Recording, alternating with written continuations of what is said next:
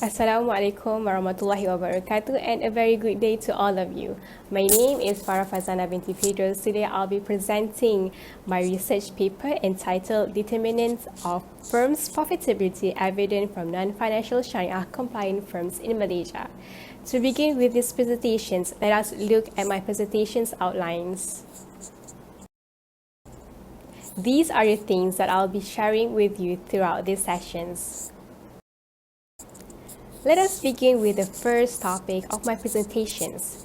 Profitability seems to be a straightforward notion defined as the revenue from production's costs. The associated profitability idea is to define as the profit to basic ratio, with capital invested being the most often utilized base.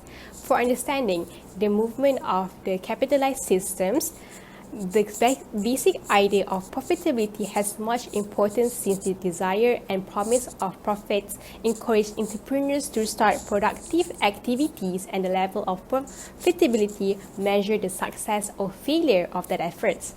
Profitability may be viewed in two ways. First, firms' performance, which can affect the shareholders' perceptions. Second, the characteristics that are related to the firms.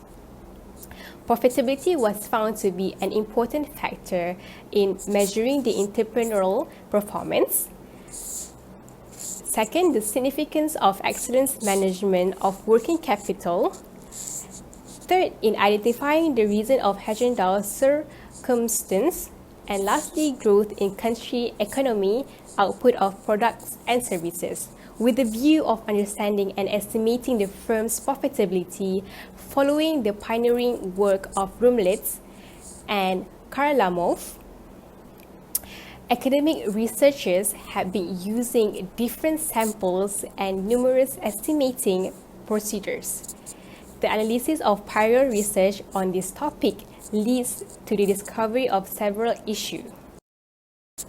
First, with regards to the research on determinant of firms' profitability, despite the importances of this topic, very few studies have measured the utilized on data sets from Sharia-compliant firms.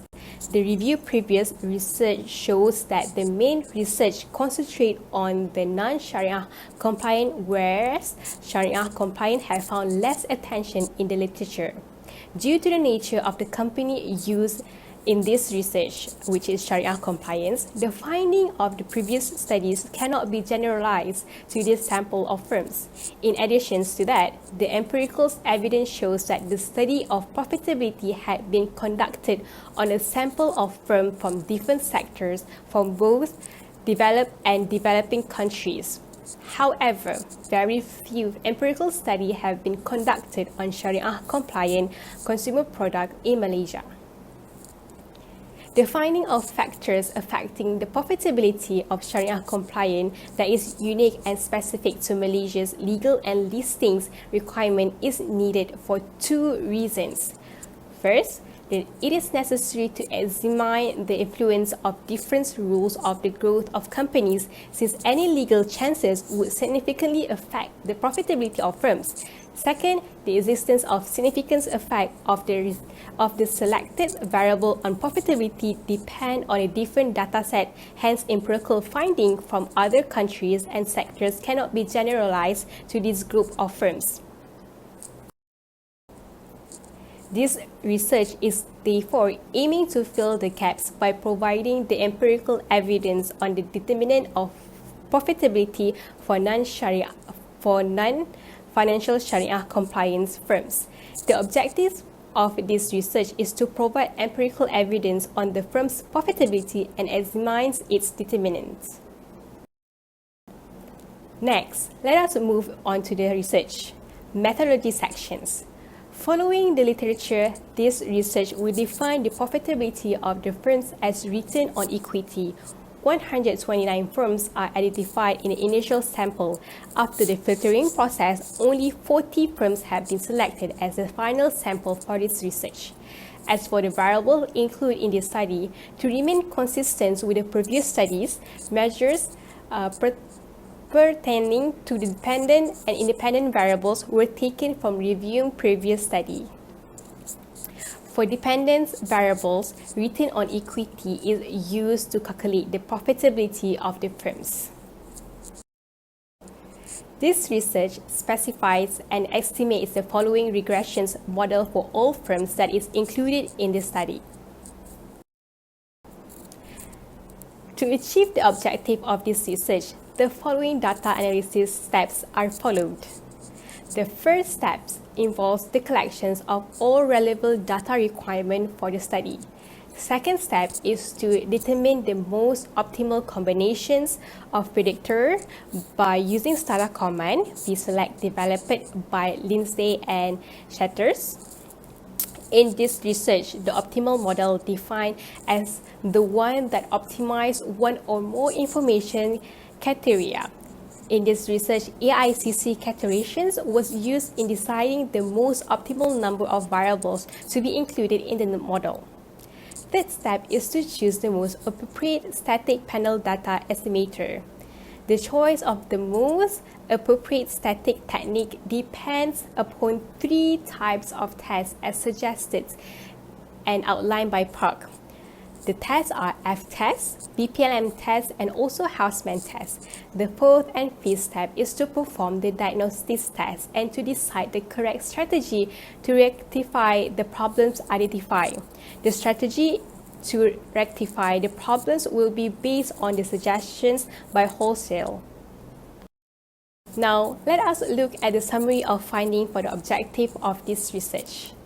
The objective of this research is to investigate the determinant of firms' profitability. This research found that the results of the vselect suggests that the most optimal combination of variables is return on invested capital, debt to equity, log total asset quick ratio, fixed asset turnover, and current ratio. The result shows that the most significant variables is return on invested capital, in which case seems to have the greatest influence on the level of profitability, which is explained by the highest t-value of 16.02. Now, the explanatory power of model is in this research is 91%. It is comparable to the previous studies such as Al-Shari, Lim Rokim, and Balarinwang Olaniwi. The use of different proxy for profitability and variable selections technique in determining the most optimal model are the two potential factors that can be used to explain the difference in adjusted R-square. The last sections for my presentation will be limitations and recommendations. While this research has produced interesting findings and contributions to the existing literature, it has several limitations which can be regarded as a starting point for further research. First is the scope of the study.